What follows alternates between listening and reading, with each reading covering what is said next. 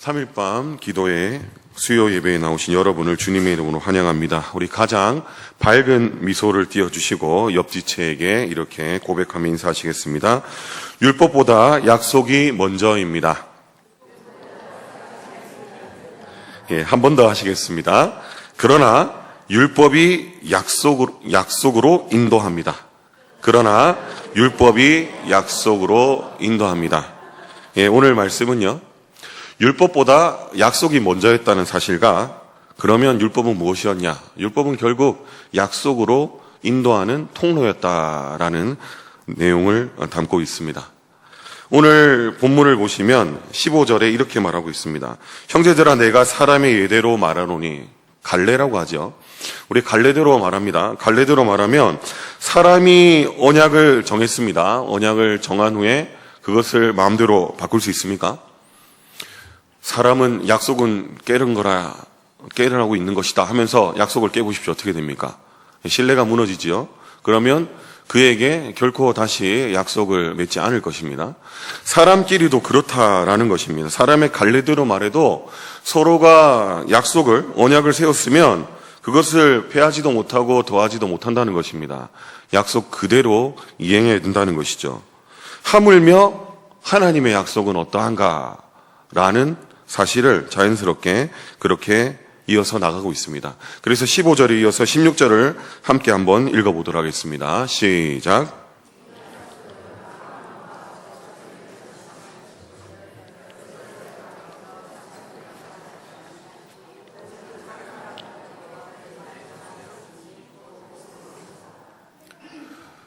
이 약속은 아브라함과 그 자손에게 주신 약속이라는 것입니다. 아브라함과 그 약속에 주신 약속은 무엇입니까? 바로 창세기 12장에 하나님께서 아브라함에게 하신 약속입니다. 너의 고향과 친척과 아버지의 집을 떠나라. 그리하면 내가 너로 큰 민족을 이루게 하겠다. 내 이름을 창대하게 만들어주겠다. 너로 복이 되게 하겠다. 너를 축복하는 자에게 복을 베풀고 너를 저주하는 자에게 저주를 베풀 것이다. 바로 복의 근원에 대한 약속이었습니다. 이 약속은 언제 주어진 것입니까? 이 약속은 율법이 오기 전부터 주어졌습니다. 17절 말씀에 이렇게 말합니다. 17절에서 언약을 430년 후에, 그리고 430년 전이겠죠. 율법이 주어진 것은 모세로부터 430년 전. 그것은 언제를 말합니까? 바로 아브라함이 약속을 받은 때를 말합니다. 그러면 우리는 흔히 이렇게 착각을 할 수 있습니다. 율법이 구약으로부터 주어진 것이고 약속은 신약 때 예수님께로부터 주어진 은혜이기 때문에 율법이 앞선 것인가? 라고 착각할 수 있습니다. 하지만 오늘 말씀은 정확하게 우리에게 말씀하고 있습니다. 율법이 먼저가 아니었다는 것입니다. 율법에 앞서 약 430년 전에 하나님께서 아브라함에게 약속으로 주셨다는 것입니다. 그 복의 근원은 아브라함이 아니었습니다. 누구입니까? 아브라함을 통하여서 오실 메시아, 바로 예수 그리스도였다는 것입니다.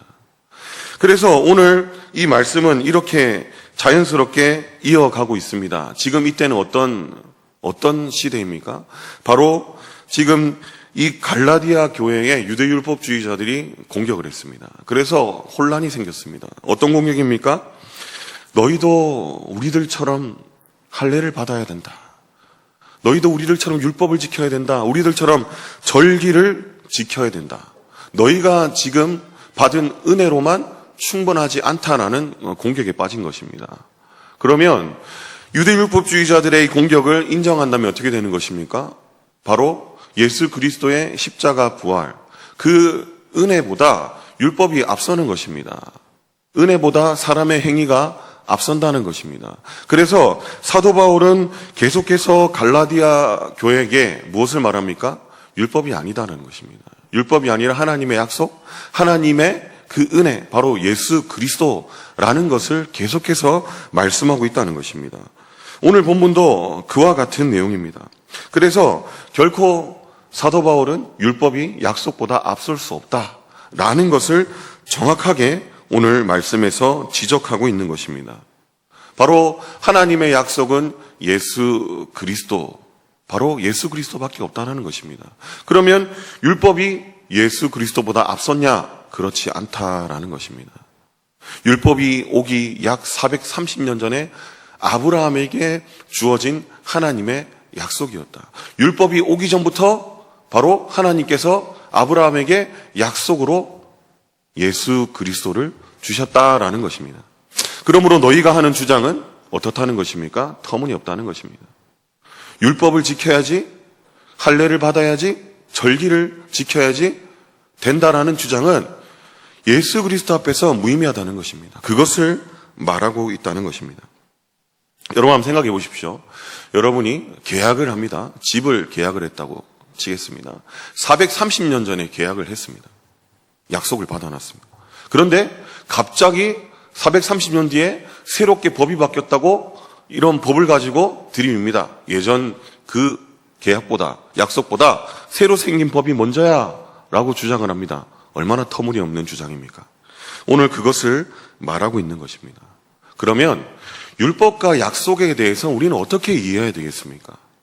율법은 왜 우리에게 주어진 것이며 약속이 율법보다 앞선다고 하는데 어떻게 해야지만 이 율법과 약속을 바르게 이해해서 주님 안에서 우리는 참 구원의 확신을 가지고 그를 통한 참 자유함을 누릴 수 있겠냐는 것입니다. 그래서 오늘 저와 여러분은 율법과 약속을 어떻게 이해해야 되는지 세 가지를 살펴보고자 합니다. 첫 번째는 율법보다 하나님의 약속이 먼저라는 사실을 우리는 기억해야 됩니다. 갈라디아서 3장 17절을 다시 한번 보도록 하겠습니다. 다시 한번 읽겠습니다. 시작.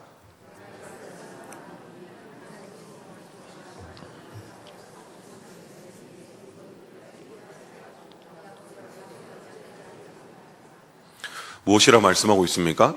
하나님께서 미리 정하신 언약. 430년 전에 율법이 모세에게 주어지기 전에 약 430년 전에 하나님께서 미리 정하신 것입니다. 미리 정하신 것을 율법이 폐기하지도 못하고 그리고 그 약속을 헛되이도 못한다라는 사실입니다. 율법은 무엇입니까? 하나님께서 아브라함과 이 약속을 세우셨는데 그 사이에 주신 임시 방편입니다. 그림자라는 것입니다. 약속을 통하여서 구원이 주어지는데 그 사이에 임시 방편을 신 그림자라는 것입니다. 그림자는 어떤 특징이 있습니까? 그림자는 실체가 아닙니다. 실체가 오면 어떻게 됩니까? 사라집니다. 제가 목이 말라서 잠깐 지금 물을 마시고 있습니다. 그런데 물을 마셔야지 여기 비친 그림자를 잡고 마시는 신용을 한다면 시원하겠습니까? 절대 그렇지 않다는 것입니다. 실체가 더 중요하다는 것입니다. 계속해서 18절 말씀을 보면 우리는 이 말씀에 대해서 자세히 이해할 수 있습니다. 18절 보겠습니다. 18절에 만일 그 유업이 율법에서 난 것이라면, 유업은 무엇입니까? 약속을 통하여서 주어진 구원입니다. 이 유업이 뭘 통해서 났습니까? 율법을 통해서 난 것이라면, 만일입니다. 율법을 통해서 나지 않았다는 것을 말하는 것이요. 약속에서 난 것이 아니라, 만일 율법에서 났다면 약속에서 난 것이 아니라, 만일이라는 것은 그렇지 않다는 것입니다. 율법에서 난 것이 아니요. 어디에서 났다는 것입니까? 하나님의 약속에서 났다는 것입니다. 그러나 하나님의 약속으로 말미암아 아브라함에게 주신 것이니라. 약속을 통해서 주어진 것이다. 유업, 약속을 통해서 우리에게 주어진 하나님의 구원, 그리고 하나님께서 주신 그 약속을 통한 복이라는 것입니다. 축복이라는 것입니다. 이 모든 것이 어디로부터 왔다는 것입니까? 율법이 아니고 약속으로부터 주어졌다. 그래서 갈라디아 교회에게 사도 바울이 무엇을 말하고 싶습니까? 하나님의 약속으로부터 주어진 것인데 너희는 왜 자꾸만 율법을 바라보고 있냐는 것입니다. 하나님의 약속만을 붙들고 하나님의 약속을 우리가 집중해서 바라보고 살아가면 하나님께서 우리에게 그 모든 것을 허락해 주시는데 약속을 보지 못하고 무엇을 본다는 것입니까? 율법을 바라보고 있다는 것입니다. 그런데 율법은 무엇이라 했습니까? 그림자입니다. 실체가 아니라는 것입니다. 오늘날로 바꿔 말하면 이것입니다. 우리가 바라봐야 될 것은 하나님의 약속, 바로 예수 그리스도입니다. 예수 그리스도를 통하여서 주어지는 하나님의 은혜요, 참 자유함인데 그것을 보지 못하고 마치 이때 유대 율법주의자들처럼 하나님의 약속은 충분하지 않습니다 나는 하나님의 말씀을 지켜야 됩니다. 하나님의 말씀을 지켜서 내가 이 말씀을 지켜서 내가 구원의 은혜를 누리겠습니다 라고 말하는 것과 같다는 것입니다. 우리에게 주어진 우리의 육체 외적인 것들은 하나님 앞에서는 아무런 가치가 없습니다. 우리가 그렇게 붙들고 내가 이거 지켜야지, 내가 이것을 해야지, 내가 이것을 가져야지 말하는 것들은 하나님 앞에서 무의미하다는 것입니다. 우리의 생각에 이것은 그래도 가치 있을 것만 같고, 이것을 내가 가져야만 갖고, 이까지 내가 올라가야만 갖고, 그런 생각을 하지만 그것은 하나님 앞에서 착각이라는 것입니다. 우리가 붙드는 것은 무엇입니까? 바로 하나님께서 약속으로 주신 예수 그리스도를 통한 그 참 자유함과 은혜라는 것입니다. 그럼 목사님, 율법 이 말씀을 통하여서 우리는 이것을 지켜야 되는데 왜 지킵니까? 그렇게 질문하실 수 있습니다. 하지만 우리가 이것을 지킴으로써 하나님 앞에서 우리의 행위로서 우리의 구원을 주장할 수 없다라는 것을 제가 말하고 있는 것입니다. 이것은 우리의 구원과 관계가 없다라는 것입니다. 말씀에 대한 순종, 이 행함은 무엇입니까? 바로 구원받은 자에게 나타나는 당연한 결과라는 것입니다. 우리 가운데 계신, 우리가 구원받을 때 우리 가운데 내주하시는 성령 하나님, 성령 하나님께서 우리 가운데 그 순간 하나님을 위하여서 착한 일을 시작하십니다. 그 일 언제까지 하십니까? 그리스도 예수의 날까지 하십니다. 그때까지 성령 하나님께서 우리를 붙들고 우리를 주장하셔서 우리가 말씀대로 살아간다는 것입니다. 혹 말씀대로 살지 못한다면 어떻게 됩니까? 죄의 종이 되어서 예전에는 계속해서 지적받고 그 가운데 그 늪에 빠져서 호적되면서 빠져나오지 못하였지만 이제는 어떡합니까? 우리가 그것을 지키지 못하면 우리의 속사람이 어떡합니까? 바로 이 율법 가운데 우리가 계속해서 우리의 죄를 발견하며 그리고 그것으로 끝나지 아니하고 죄의 정죄에서 끝나는 것이 아니라 바로 하나님의 은혜로 나아간다는 것입니까? 모든 성경은 모든 교훈과 책망과 바르게 함과 의로 교육하기에 유익하다고 했습니다. 그래서 말씀을 읽고 우리가 교훈을 받고 우리가 책망을 받고 그리고 바로 우리가 우리의 삶 가운데 돌이켜서 하나님을 향해서 나간다는 것입니다. 우리의 매일의 삶 가운데 우리가 하지 못했다, 말씀을 지키지 못했다라면 여기서 죄책감에 머물러 있는 것이 아니라 어떻게 된다는 것입니까? 다시 일어서서 다시 회복하여서 그 말씀이 요구하는 대로 그 길을 우리는 계속해서 걸어간다는 것입니다. 그것이 무엇입니까? 바로 성령 하나님께서 우리와 함께 하신다는 증거입니다. 또 무엇입니까? 우리의 구원의 증거가 된다는 것입니다. 율법이, 말씀이 우리를 구원하는 것이 아니라 무엇이 구원합니까? 바로 하나님의 약속입니다. 예수 그리스도입니다. 예수 그리스도를 통하여서 우리 가운데 주어진 하나님의 은혜, 그리고 성령 하나님의 내주하심이 우리를 어떻게 한다는 것입니까? 해보자. 우리가 100% 다 지켜야 구원을 받잖아. 해보십시오. 저조차 자신이 없습니다.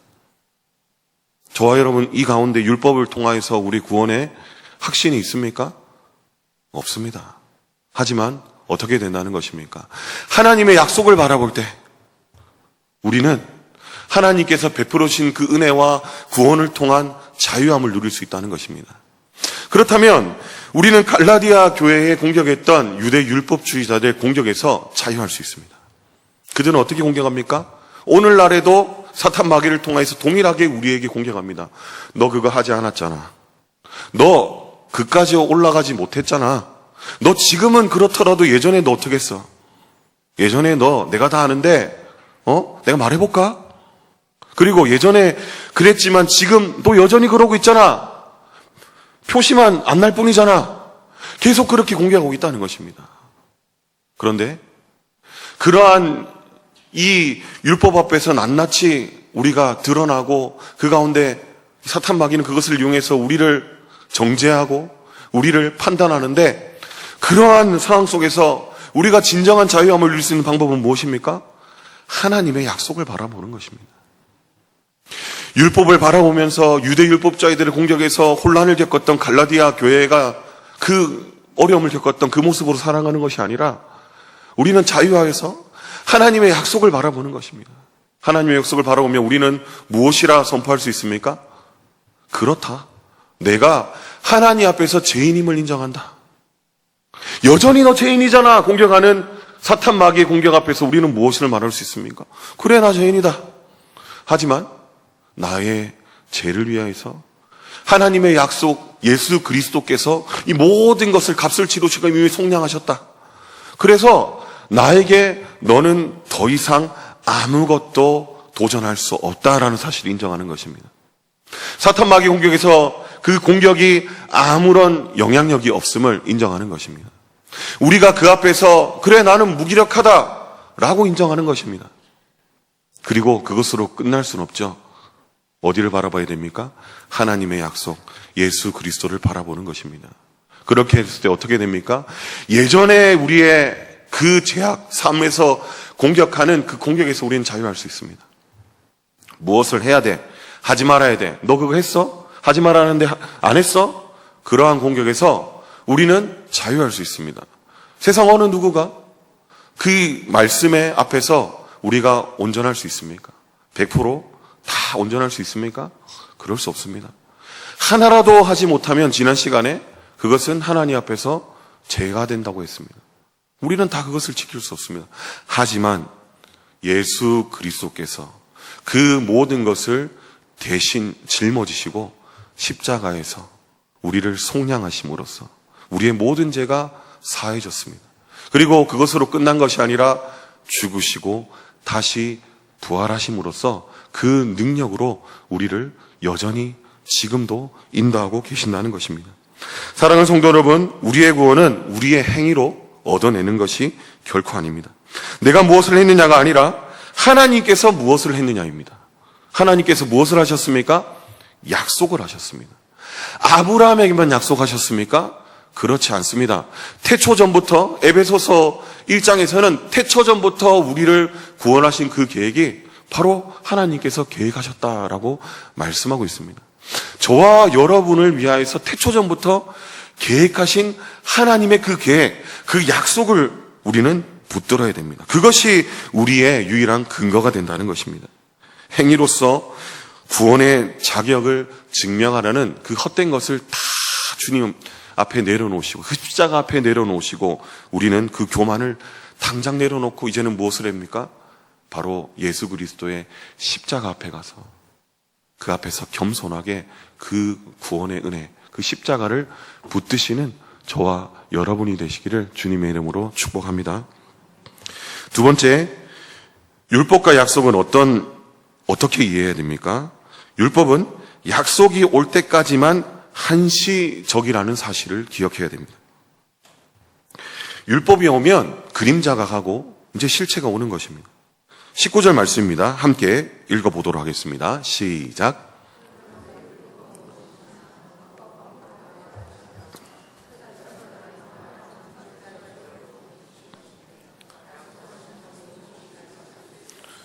이 말씀 그대로 보도록 하겠습니다.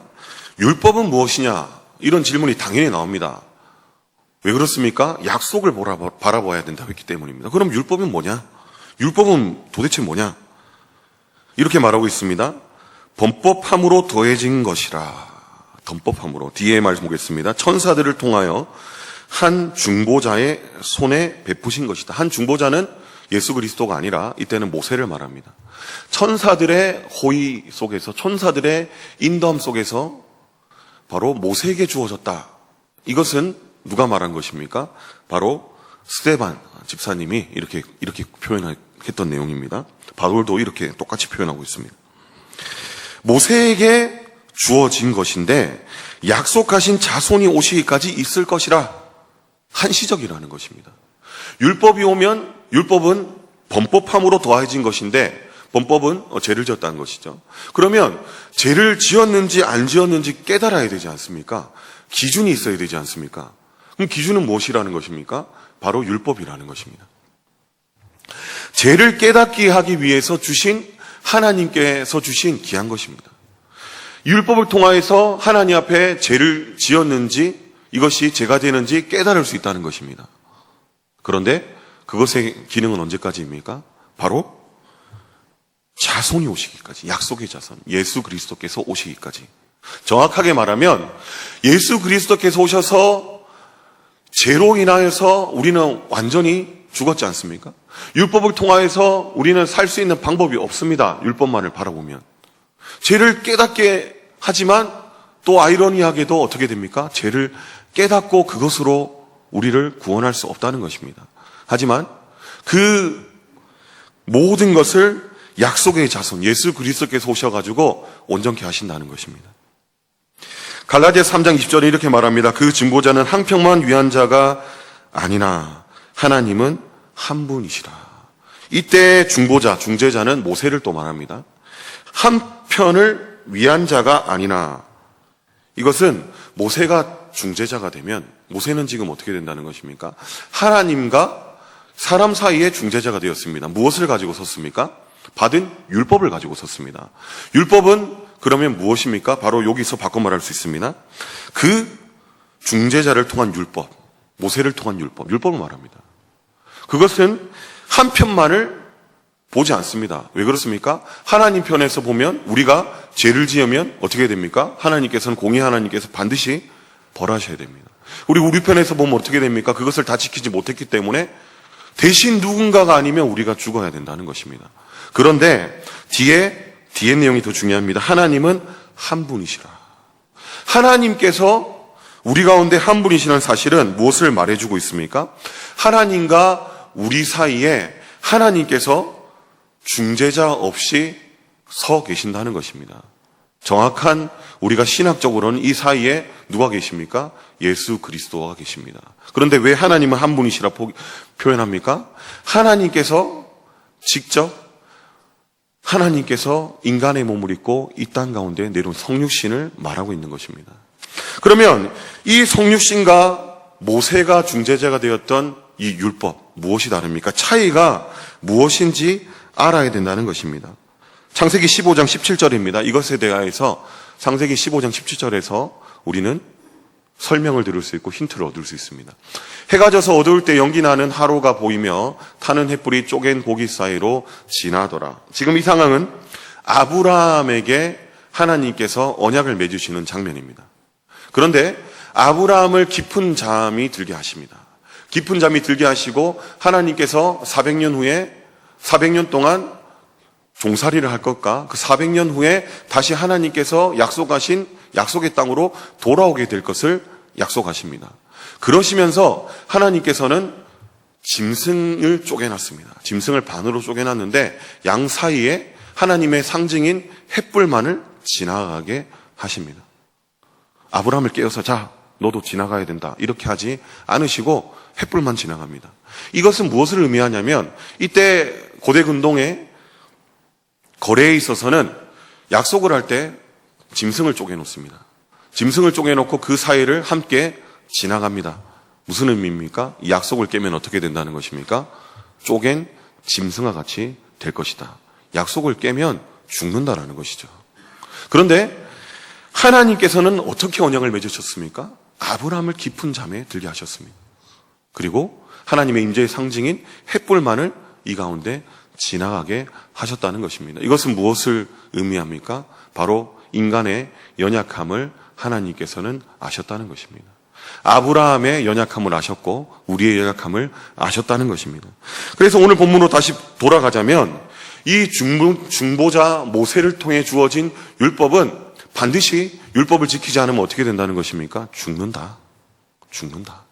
지키면 살지만 지키지 않으면 죽는다라는 것을 말하고 있습니다. 하지만 하나님께서 인간의 몸을 입고 성육신하셔서 이 가운데 오셔서 바로 하나님의 약속, 그것으로 우리 가운데 새 언약이 되셨습니다. 하나님께서 스스로 구약의 제물이 되셔서 단번의 제물이 되셔서 우리 가운데 단번의 제사로 우리 가운데 언약을 세우셨습니다. 그리고 성령 하나님께서 그 새 언약을 우리의 신비에, 우리의 마음에 새겨주셨습니다. 그것은 절대 지워지지도 않고 깨어지지 않습니다. 왜 그렇습니까? 우리에게 그 근거가 있지 않습니다. 어디에 있습니까? 하나님께 있습니다. 하나님께서 그것을 깨시지 않는다면 절대 깨지지 않는다라는 것입니다. 하나님은 신실하신 하나님이시기 때문에 그것은 결코 깨지지 않습니다. 결론적으로. 왜 깨지지 않습니까? 바로 우리가 우리의 연약함으로 그것을 깹니다. 반드시 깹니다. 하지만 그 제물이 누가 되셨습니까? 예수 그리스도. 우리의 모든 죄를 속량하신 예수 그리스도를 통하여서 단번에 제사를 통하여서 영원한 하나님의 그 구원을 이루셨기 때문입니다. 그래서 그것은 결코 깨지지 않는 하나님의 우리와의 계약이 됐다는 것입니다. 모세를 통한 율법의 계약은 쌍방계약입니다. 언젠가는 깨어지는, 그리고 반드시 누군가가 죽어야 하는 그런 계약이었습니다. 지키면 살고 어기면 쪼개져 죽는다. 너무나 무서운 계약이었습니다. 그러나 오늘날 우리에게 주어진 하나님의 그 언약은 무엇입니까? 결코 깨어지지 않는 완전한 그 계약이라는 것입니다. 사랑하는 성도 여러분, 율법을 어긴 내가 쪼개어져 죽어야 됩니다. 무엇을 바라볼 때입니까? 유대 율법주의자들처럼 율법을 바라볼 때 그렇게 됩니다. 아이러니하게도 내가 이거 지켜야지. 내가 이거 오늘 못 지켰잖아. 내가 여기까지 올라가야지. 그런 강박관념 속에서 내가 오늘 그래 지켰어. 내 자신의 만족을 이루고. 하지만 결론적으로 어떻게 된다는 것입니까? 그것을 못 지켰기 때문에 내가 쪼개어져 죽어야 된다는 것입니다. 짐승처럼. 율법을 바라볼 때 그렇게 된다는 것입니다. 그러나 하나님의 약속을 바라볼 때 우리는 어떻게 됩니까? 우리가 쪼개져 죽어야 되지만 대신 누가 죽으셨습니까? 예수 그리스도께서 죽으셨습니다. 우리가 그것을 믿을 때, 그것을 의지할 때 우리는 율법의 그 정죄 속에서 어떻게 될 수 있다는 것입니까? 자유케 될 수 있습니다. 그러면 어떤 선택을 하시겠습니까? 계속해서 우리를 정죄하는 율법을 바라보시면서 우리는 언제 쪼개어질지 모르는 그 두려움 속에 살아가시겠습니까? 아니면 반대로 이미 우리를 위하여서 죽으신 예수 그리스도의 십자가, 그 부활을 의지하시며 그 하나님의 약속을 의지하시면서 매일의 삶 가운데도 우리가 넘어져도 실패해도 우리는 절대 우리의 구원이 흔들리지 않아. 절대 그 누구도 우리를 정죄할 수 없어. 라는 그러한 자유함 속에서 하나님께서 주시는 은혜 속에서 살아가시겠습니까? 이것은 두말할 나위가 없지 않습니까? 여전히 우리의 삶이 율법의 감옥에 갇혀 있다면 자유하셔서 하나님의 약속, 예수 그리스도를 바라보시는 저와 여러분이 되시기를 주님의 이름으로 축복합니다. 그래야 할 때 하나님께서 우리에게 주시는 예수 그리스도를 통한 참 자유함이 우리의 삶 가운데 충만할 것입니다. 마지막으로 율법과 약속은 어떻게 이해해야 됩니까? 세 번째, 율법이 결국 우리를 약속으로 인도합니다. 이 사실을 우리는 기억해야 됩니다. 율법은 잘못된 것이 아닙니다. 율법을 통하여서 우리가 그것을 다 지키지 못해서 우리가 죽을 수밖에 없는 것이 완전히 죽었지만 그래서 율법은 나쁜 것이 아닙니다. 결국 율법이 우리를 약속으로 인도한다는 것입니다. 갈라디아서 3장 21절 말씀입니다. 그러면 율법이 하나님의 약속들과 반대되는 것이나 결코 그걸 수 없느니라. 율법은 지금 하나님의 약속과 반대되는 것이냐? 결코 그럴 수 없다라고 사도 바울이 말하고 있습니다. 율법과 지금 무엇을 지금 비교하고 있습니까? 약속을 비교하고 있습니다. 그러면 여기서 저는 이 말씀을 해석할 때, 볼 때 율법과 약속에 대해서 지금 비교하고 있으면 뒤에 내용은 율법에 대해서 반대되지 않다, 비슷하다 이렇게 내용이 나와야 되지 않습니까? 그런데 뒤의 내용은 어떻게 나옵니까? 만일 능히 살게 하는 율법을 주셨더라면 의가 반드시 율법으로 말미암았으리라. 이 내용이 저는 이해가 되지 않았습니다. 비교해놓고 반대되는 거 아니면 좀 비슷하다라고 나와야 되는 거 아니야? 하지만 이것은 무엇을 말하냐면 만일을 주목해야 됩니다. 만일 능히 살게 하는 율법을 주셨더라면 의가 반드시 율법으로 말미암았다. 우리가 율법으로 살았다는 것이죠. 약속이 필요 없었고 은혜가 필요 없었다는 것입니다. 그래서 이것은 무엇을 말하냐면 율법과 약속은 경쟁 구도가 아니라는 것입니다. 경쟁 구도가 아니며 율법으로서는 우리가 의를 얻을 수 없다라는 사실을 말해주고 있습니다. 결국 여기서 숨은 것은 무엇입니까? 바로 하나님의 약속만이, 예수 그리스도의 그 은혜만이 우리를 살게 하신다라는 것을 말하고 있다는 것입니다. 결코 애초부터 우리의 힘으로 지켜서 얻을 수 있는 생명은 없었다. 우리의 힘으로 다 완전히 지켜서 살 수 있는 율법 따위는 없었다라는 것입니다. 그럼 무엇을 말합니까? 22절입니다. 그러나 성경은 모든 것을 제 아래 가두었느니. 율법은 모든 것을 어디에 가두었다는 것입니까? 제 아래 가두었다는 것입니다. 감옥에 가두었다는 것입니다. 율법 때문에 다 모두가 어디에 갇힙니까? 율법의 감옥 아래 갇힙니다. 은혜가 없으면 그렇다는 것입니다. 왜 그렇습니까? 율법은 너무나 좋은 것이지만 율법을 통하여서 정죄를 합니다. 사탄 마귀는 계속해서 정죄를 한다는 것입니다. 과거의 죄악, 그리고 지금의 죄악. 계속해서 예전의 그 모습을 가지고 가둔다는 것입니다. 예전에 어떻게 했는데, 예전에 그랬는데.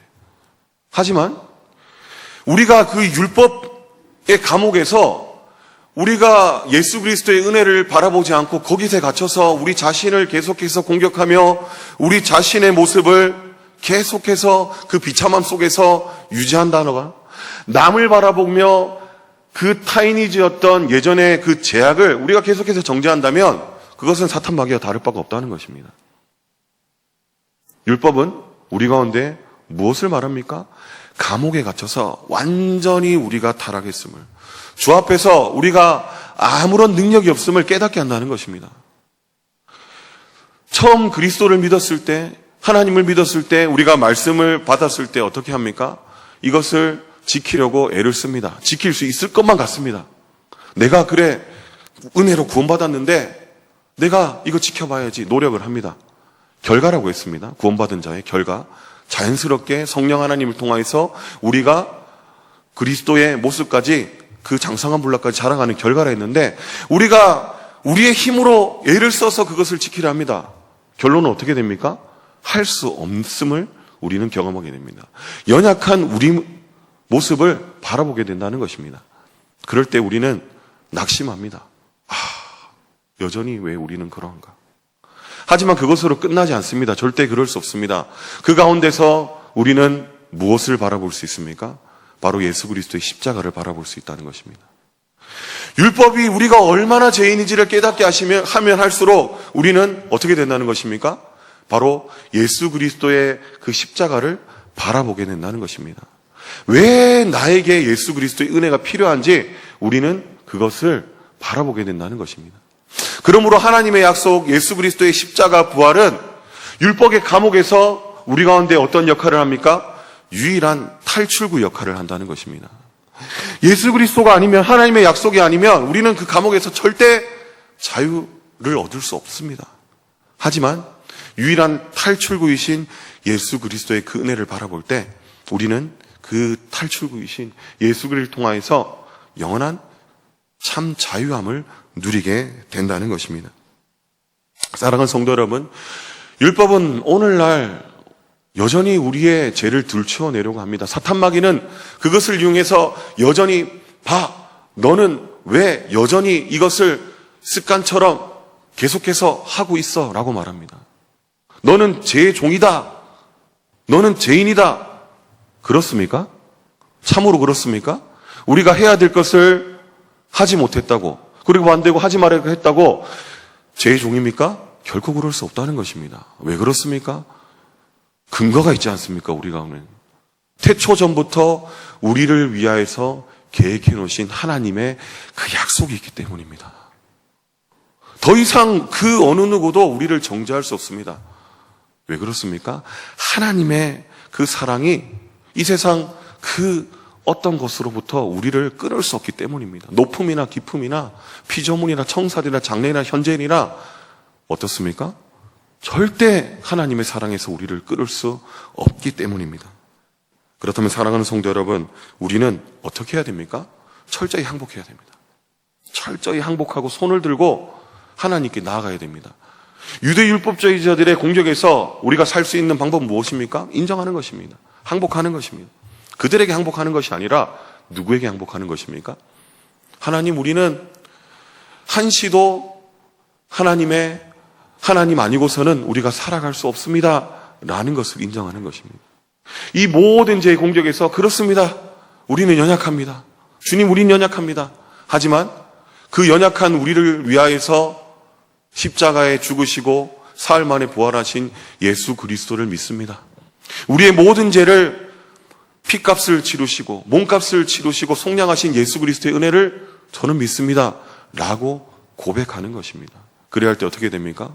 우리는 율법을 통하여서 바로 하나님의 약속으로 나아갈 수 있게 된다는 것입니다. 사랑하는 성도 여러분, 오늘날 율법의 기준에서 우리를 계속해서 공격하는 공격이 있습니다. 마치 이 갈라디아 교회를 공격하려고 했던 그 공격이 오늘날에도 쉬지 않고 우리 가운데 다가오고 있다는 것입니다. 그 가운데서 우리는 어떻게 자유할 수 있습니까? 바로 율법보다 하나님의 약속이 먼저였다는 사실. 그 약속은 아브라함 때부터가 아니라 태초전부터 하나님께서 우리 가운데 주셨다는 그 사실을 기억하는 것입니다. 그리고 또 한 가지는 무엇입니까? 바로 이 약속을 하나님께서 정해놓으셨다는 것입니다. 바로 율법 이후에 하나님의 약속이 오셔서 그 약속이 이 모든 율법을 온전케 하심으로 바로 우리가 주님의 그 구원에서 결코 탈락되지 않도록 하나님께서 정해놓았다는 사실을 기억하는 것입니다. 그리고 마지막으로 무엇입니까?